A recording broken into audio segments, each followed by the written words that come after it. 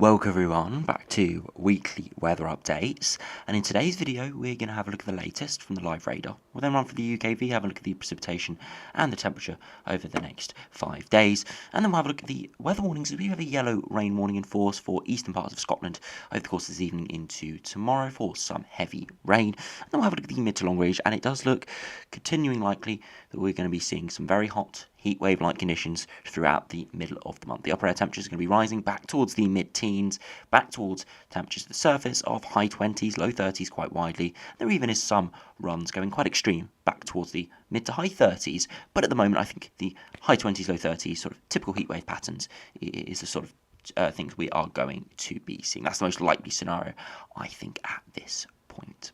So anyway, do remember, if you enjoy my videos, make sure you like and subscribe, and remember to follow me on Twitter as well, the link's in the description.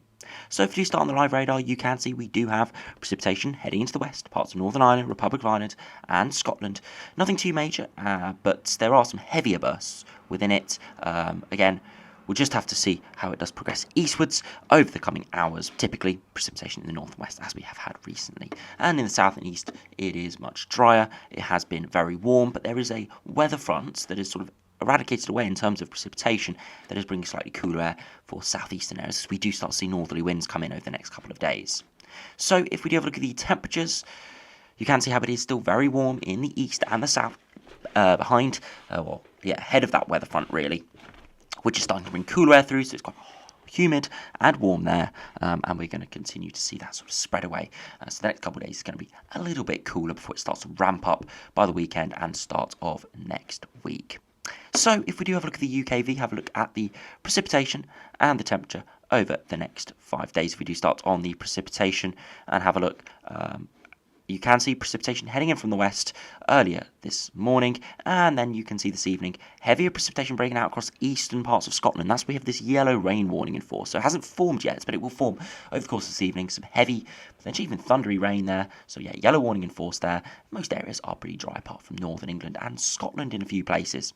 As we head through Wednesday, it is generally quite dry, showery in the north as we start to see cooler air spread southwards, and by Friday we're all in a generally fresher air mass, some showers around, but mostly clear skies, as we do have, some cloud, but mostly clear skies, as we do have a much drier, cooler air mass from the north. As we head through to Saturday, we see a bit more cloud and precipitation come in, as we start to see another change in air mass, and you can see by Sunday, a bit more cloud around, but widely dry and pretty decent. If you do look at the max temperatures, you'll be able to see this afternoon temperatures widely in the low to even mid-20s across England and Wales, and in the far south and east, getting up towards high 20s, 26, 27. I think we saw an isolated 28 or 29 degrees there this afternoon. As we head towards Thursday afternoon, you can see those temperatures once again rising back towards the low 20s, but nothing in the mid to high 20s really, maybe peaking 24, 25 degrees. And by Friday afternoon, again, pretty similar, peaking around 20 to 23. So around average really for this time of year, and widely further northwards and westwards, mid to high teens. So pretty much average, maybe slightly below average in a few spots for Friday. And as we head through to Saturday, starting to warm up a little bit more widely into the 20s. You can see 24 degrees there in London. So pretty warm, but nothing substantial really. And by Sunday afternoon, back towards the high teens, low 20s, maybe mid 20s for some. So it is turning warmer beyond into the weekend, but nothing too hot as of yet. It's sort of that 7-day time frame when things are starting to really ramp up. So if we do have a look at the weather warnings, you can see there is a yellow warning in force across eastern parts of Scotland. You can see heavy rain this evening, and at times overnight may lead to some disruption in places. 9 p.m. tonight until 6 a.m. tomorrow. Yeah, very isolated area, including Dundee and Montrose. And you can have a look at the further details. Showers will merge into some longer spells of rain across parts of eastern Scotland during Wednesday evening, and again overnight. Rain is expected to turn heavy in places with 10 to 20 millimetres possible in 1 hour. And very locally, 40 millimetres in 3 to 6 hours, but not all places in the morning area will see these amounts. So it's highly likely, but lower end of the impact matrix. So likely to be some heavy rain, but how heavy, that is what we've got to decipher really. But at the moment, I'm not expecting anything massive, but a few areas within this could see some issues. So if we do now have a look at the mid to long range, start on the GFS, you can see northerly winds coming in over the next couple of hours, high pressure starting to build back in, and you can see it moves to our east, starting to pull up a bit of a southerly wind by next week. Weather front's trying to push through, so could see some briefly cooler air at times, but generally the wind direction is from the south and the southwest under higher pressure, turning things quite warm and dry for many, especially in the south and east. Pretty typical, really, where we have seen the hottest and the driest weather recently. So you can see as we head towards next week, you see those warmer air masses start to come back in 15 to maybe 20 degrees at 850 HPA. And beyond that, we do stay generally very warm and dry. And you can see again, repeated bouts of warm upper air conditions, and even could get widely the 20-degree isotherm there in longer term. Again, it is one run, but the majority are getting towards that 15-degree range. This probably is slightly on the warmer end at times, but majority, as I said, are still very warm.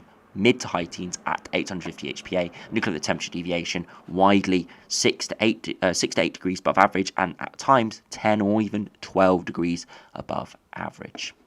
So if we do have a look at the GM and see what is going on with that today, you can see the low pressure moving in, seeing cooler air coming across, and then eventually high pressure just builds back in, and really nothing too much happening here except just high pressure in control. Yes, some small low pressure systems could bump in, could give some thundery weather and a little bit of disruption there, some instability.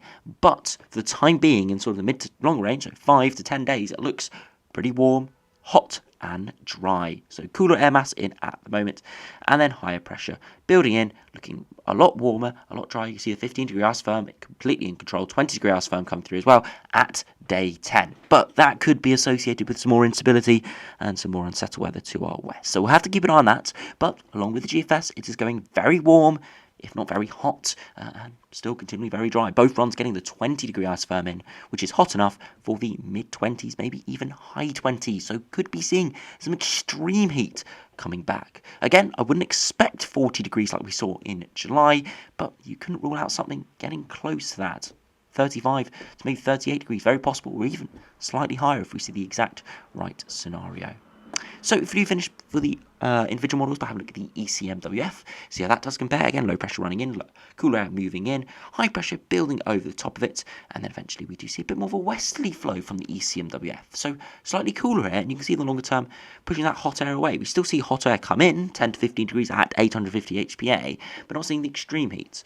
So this is why it's not guaranteed, but it is the scenario that is most likely at this stage. You can see that by this ECMWF run, very possible we only see briefly warmer or hotter conditions, and the majority of the time it is back down more towards average. But we'll have to look at the ensembles, and you can see from the GFS ensembles, the majority are very warm. From around the 8th, 9th of August, all the way to around the 17th, 18th, 19th, we are well above average, and at times, the average of the ensemble members are now around 15 degrees at 850 HPA. You can see the operational one was a bit all over the place, one going much cooler, some going very hot at the end, but the majority of the runs are in around that 15-degree point, low to high, high 20s, low 30s. Longer term, maybe some precipitation around the 13th beyond, but I think that just is uncertainty with the pressure patterns, just because that is so far away.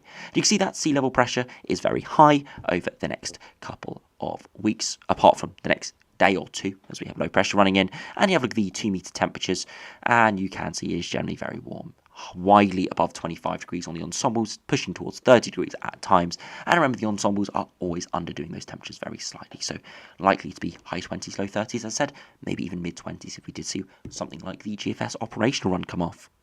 Now, if we finish the video by having a look at the ECMWF ensembles and comparing it, again, very similar, warm at the moment, turning cooler over the next couple of days with northerly winds, and then turning much warmer in the longer term. You can see the ECMWF operational run was a bit of an outlier. You can see going much cooler there around the 11th to the 13th, with the majority stay around or well above average, some saying considerably above average. But both the operational and the control run, that thicker blue line, the control run there, both going slightly cooler.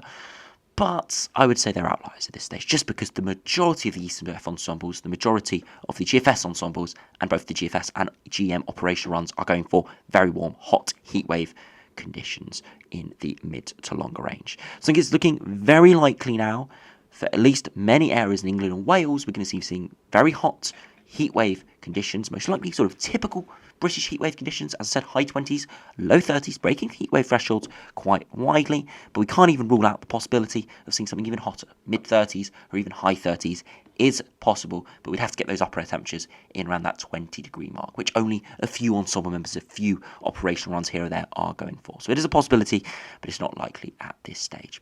Another thing not only the temperature is going to get high, it is going to remain pretty much bone dry in the south across most of England and Wales. Northern England, parts of Scotland and Northern Ireland are going to see some precipitation over the next few days, and we'll probably see continued showery risk over the next week or two, but in the south and the east and across Wales, southwest England, and even to the Midlands and Northern England at times, it's going to be bone dry and very warm, if not quite hot. So anyway, thanks for watching, hope you enjoyed, subscribe if you're new, and I'll see you again for another video soon.